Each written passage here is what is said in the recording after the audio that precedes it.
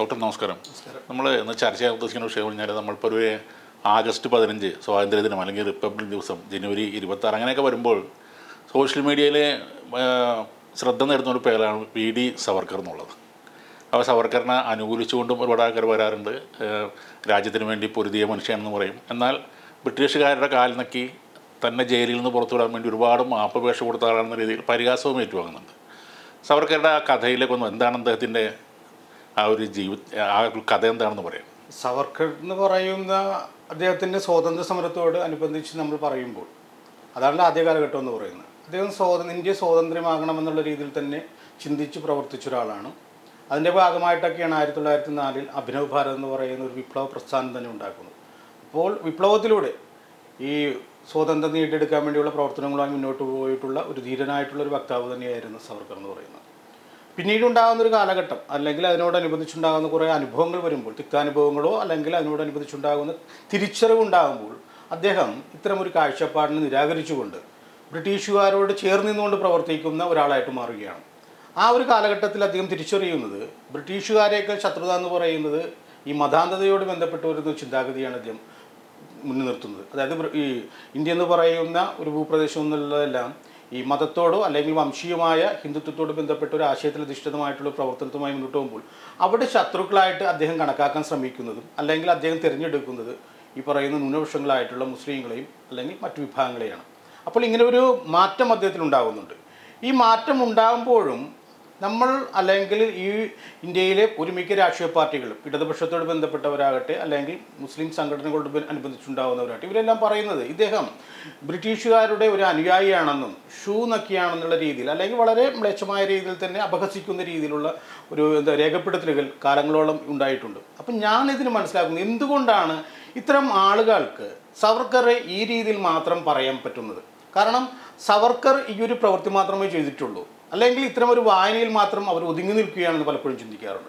കാരണം ഇന്ത്യൻ സ്വാതന്ത്ര്യ സമരത്തിൻ്റെ ഒരു ചരിത്രം പരിശോധിക്കുമ്പോൾ സവർക്കർ മാത്രമല്ല ആ സ്വാതന്ത്ര്യ സമരത്തിൻ്റെ പങ്ക് പറ്റിക്കൊണ്ട് മുന്നോട്ട് പോയിട്ടുള്ള ഒരുമിക്ക ആളുകളും ബ്രിട്ടീഷ് അനുകൂലികൾ തന്നെയായിരുന്നുള്ള കാര്യമാണ് നമ്മൾ മനസ്സിലാക്കേണ്ടത്. കാരണം ഇവിടെ പറഞ്ഞു വെക്കാൻ ശ്രമിക്കുന്ന ഒരു കാര്യം എന്ന് പറയുന്നത് ഇന്ത്യയുടെ സ്വാതന്ത്ര്യ സമര ചരിത്രം അത് ഇഴകൾ കീറി പരിശോധിച്ച് തന്നെ സമൂഹത്തിന് മുന്നിലേക്ക് വരേണ്ട ഒരു കാലഘട്ടം അതിക്രമിച്ചു എന്നാണ് ഞാൻ മനസ്സിലാക്കുന്നത്. നമ്മളെപ്പോഴും പറയുന്നത് സവർക്കർ മാത്രമാണ് ഇത്തരമൊരു നിലപാടെടുത്തതെന്ന് നമ്മൾ പറയുന്നുണ്ട്. നമ്മളിവിടെ തീർച്ചയാക്കേണ്ട 1905 ബംഗാൾ വിഭജനം ഉണ്ടാകുന്നു. ആ ബംഗാൾ വിഭജനം ഉണ്ടാകുന്നതോടനുബന്ധിച്ചാണ് സ്വദേശി പ്രസ്ഥാനം ഉണ്ടാകുന്നത്. സ്വദേശി പ്രസ്ഥാനം വർദ്ധിക്കുന്നു അല്ലെങ്കിൽ അതിൻ്റെ വളർച്ചയോടനുബന്ധിച്ചാണ് ബ്രിട്ടീഷ് വിരുദ്ധമായിട്ടുള്ള പ്രക്ഷോഭങ്ങൾ ഉണ്ടാകുന്നത്. അതിൻ്റെ ഭാഗമായിട്ട് തീവ്ര ചിന്താഗതിക്കരായിട്ടുള്ള ആളുകൾ ഉണ്ടാകുന്നത്.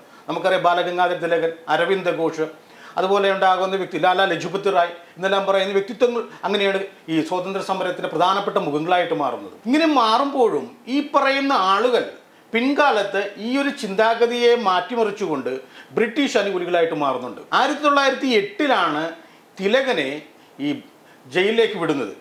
1914 അദ്ദേഹം തിരിച്ചു വരുന്നുണ്ട്. 6 വർഷത്തെ കഠിന തടവിൻ്റെ ഭാഗമായിട്ട് അദ്ദേഹം തിരിച്ചു വരുമ്പോൾ അദ്ദേഹം മറാത്ത പത്രത്തിൽ അദ്ദേഹത്തിൻ്റെതായിട്ട് ലേഖനങ്ങൾ എഴുതുന്നുണ്ട്.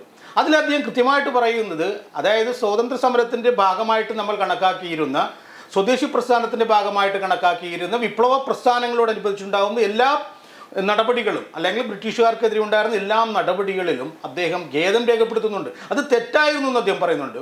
മാത്രമല്ല അദ്ദേഹം പറയുന്നത് ഞാനൊരു ബ്രിട്ടീഷ് രാജാവിൻ്റെ ഒരു ഭക്തനാണെന്ന് പറയുന്നുണ്ട്, വിധേയപ്പെട്ട് നിൽക്കുന്ന ഒരു ഭക്തനാണെന്ന് പറയുന്നുണ്ട്. അദ്ദേഹം പറയുന്നത് ഇന്ത്യയിലെ ജനങ്ങൾ ഒരു സാഹചര്യം വന്നാൽ ബ്രിട്ടൻ അനുകൂലമായ നിലപാടെടുക്കണമെന്ന് തന്നെയാണ് അദ്ദേഹം മറാത്ത പത്രത്തിൽ എഴുതുന്നത്. അതായത് ആ 1914 എന്ന് പറയുന്ന ഒരു വർഷത്തിൽ അദ്ദേഹം ജയിലിൽ നിന്ന് വരുമ്പോൾ അദ്ദേഹത്തിൻ്റെ ചിന്താഗതി മാറുകയാണ്. മാത്രമല്ല അരവിന്ദ് ഘോഷ് എന്ന് പറയുന്ന വിപ്ലവ നേതാവ് സന്യാസിയായിട്ട് മാറുകയാണ്. ലാലാ ലജ്പത് റായ് എന്ന് പറയുന്ന വിപ്ലവ സിംഹം, പഞ്ചാബിൻ്റെ സിംഹം എന്നറിയുന്ന അദ്ദേഹം അമേരിക്കയിലേക്ക് ചേക്കേറുകയാണ്. അപ്പോൾ ഇങ്ങനെ ഉണ്ടാകുന്ന മാറ്റങ്ങൾ ഉണ്ടാകുന്നു. ഈ മാറ്റങ്ങളുടെ ഒരു പ്രധാനപ്പെട്ട കാരണം എന്ന് പറയുന്നത് 1908 1918 ഇടയിലുള്ള ഒരു കാലഘട്ടത്തിൽ ബിപിൻ ചന്ദ്ര പറയുന്നുണ്ട്. ബിപിൻ ചന്ദ്രയുടെ വളരെ പ്രശസ്തമായ പുസ്തകത്തിൽ പറയുന്നുണ്ട്, അദ്ദേഹം പറയുന്നത് 186ഓളം വരുന്ന വിപ്ലവകാരികളെ ബ്രിട്ടീഷുകാർ കൊല്ലുകയോ ഇല്ലായ്മ ചെയ്തു എന്നാണ് പറയുന്നത്. അപ്പോൾ 1908 അദ്ദേഹം ജയിലിലേക്ക് പോകുന്നത്. 1914 അദ്ദേഹം തിരിച്ചു വരുന്നതിനിടയിലുണ്ടാകുന്ന ഒരു കാലഘട്ടത്തിൽ ഇവിടെ ഉണ്ടാകുന്ന വിപ്ലവ പ്രസ്ഥാനത്തിനോട് അനുബന്ധിച്ചുണ്ടാകുന്ന വിപ്ലവ നേതാക്കന്മാരെല്ലാം തന്നെ അവരുടെ മരണത്തെ മുന്നിൽ കണ്ടുകൊണ്ടാണ് മുന്നോട്ടുള്ള പ്രവർത്തനം കൊണ്ടുപോകുന്നത്. അങ്ങനെ വരുമ്പോൾ സ്വന്തം ജീവനിൽ അവർ ഭയക്കുന്നുണ്ട്. ആ ഭയമാണ് ഈ പറയുന്ന ബ്രിട്ടീഷ് അനുകൂലികളായിട്ട് മാറിക്കൊണ്ടുള്ള ഒരു പ്രവർത്തന രീതി സ്വീകരിക്കാൻ അവർ താല്പര്യം കാണിക്കുന്നത്. നമുക്കറിയാം, നേരത്തെ പറഞ്ഞ പോലെ സവർക്കർ എന്ന് പറയുന്ന ഒരാൾ 1904 അഭിനവ് ഭാരത് ഉണ്ടാക്കുന്നു. അതിനോടനുബന്ധിച്ചുണ്ടാകുന്ന അദ്ദേഹത്തിന്റെ അനുയായികൾ ബ്രിട്ടീഷുകാരെ ഇല്ലായ്മ ചെയ്യാനുള്ള ശ്രമങ്ങൾ ഏർപ്പെടുന്നു. അതിലവർ ഏറെക്കുറെ വിജയിക്കുന്നുമുണ്ട്.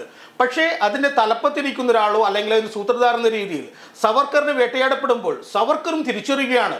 അതായത് 186 എന്ന് പറയുന്ന ആ ഒരു സംഖ്യയിലേക്ക് ഞാനും എത്തിപ്പെടും എന്നുള്ളൊരു ഭയം സവർക്കറിന് ഉണ്ട്. അതുകൊണ്ടാണ് പിന്നീടുള്ള കാലഘട്ടത്തിൽ ബ്രിട്ടീഷുകാർക്കോട് ചേർന്നുകൊണ്ട് പ്രവർത്തിക്കാനുള്ള തീരുമാനമായി മുന്നോട്ട് പോകുന്നത്. അപ്പോൾ സവർക്കർ ആകട്ടെ, ബാലഗംഗാധര തിലകനാകട്ടെ, അല്ലെങ്കിൽ നമുക്കറിയാം ഹിന്ദു സർവകലാശാല, ബനാറസിലെ ഹിന്ദു സർവകലാശാല എന്ന് പറയുന്നത് മദൻ മോഹൻ മാളവ്യ, അദ്ദേഹം പറയുന്ന ഒരു കാര്യമുണ്ട്. അദ്ദേഹം 1914 തന്നെ പറയുന്നു, അലഹബാദിൽ വെച്ച് നടക്കുന്ന സമ്മേളനത്തിൽ അദ്ദേഹം പറയുന്നത്, ഞാനെന്ന് പറയുന്നത് ബ്രിട്ടീഷുകാരുടെ വിധേയത്തോട് നിലനിൽക്കുന്ന ഒരു ഭക്തനാണെന്നാണ് പറയുന്നത്. മാത്രമല്ല, ഇന്ത്യയുടെ ഭാഗ്യമെന്ന് പറയുന്നത് ബ്രിട്ടീഷുകാരുടെ ഭാഗ്യവുമായി ബന്ധപ്പെട്ടാണെന്ന് പറയുന്നത്.